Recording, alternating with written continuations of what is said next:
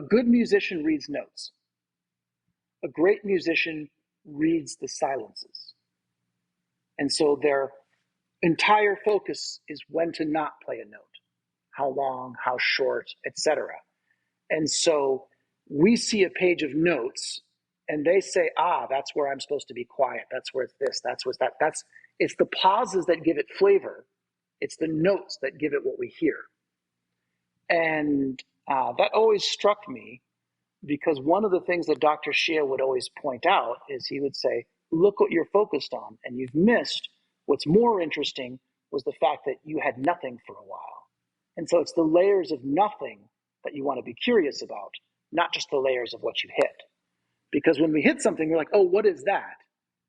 Maybe that's normal.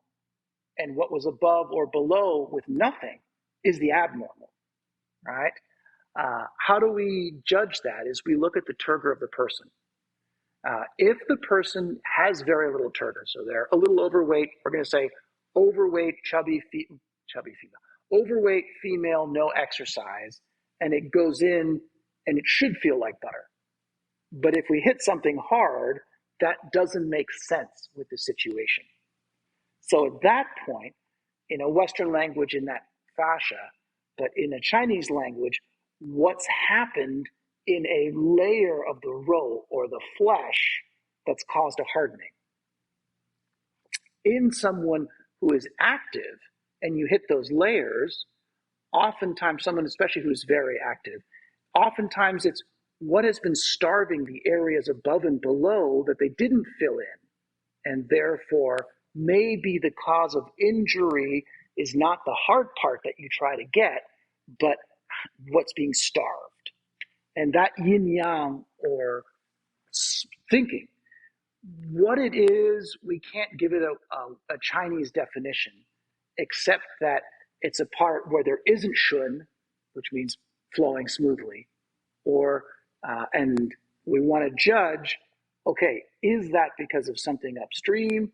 Is that because the person overall doesn't have good circulation in the pulse and they don't do much breathing? So therefore things have just hardened in areas. Is it areas where because they sit a lot or they do a repetitive motion, that area just got fatigued and hardened?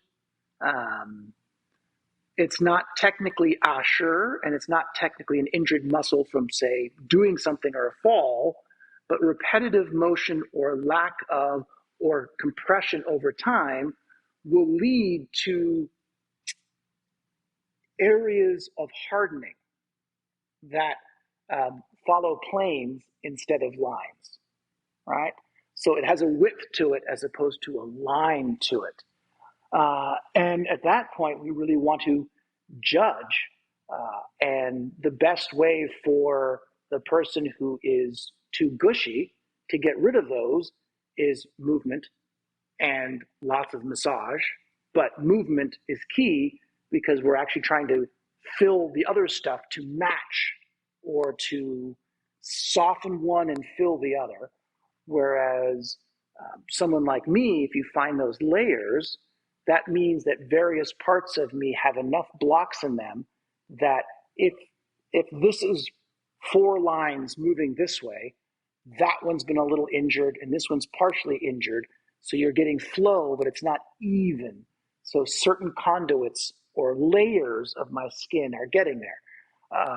My Luo network is very damaged, right? So even though I have incredibly warm hands, and if you were to put me in the Antarctica, I would survive longer than many people, I'm very annoyed by any breeze.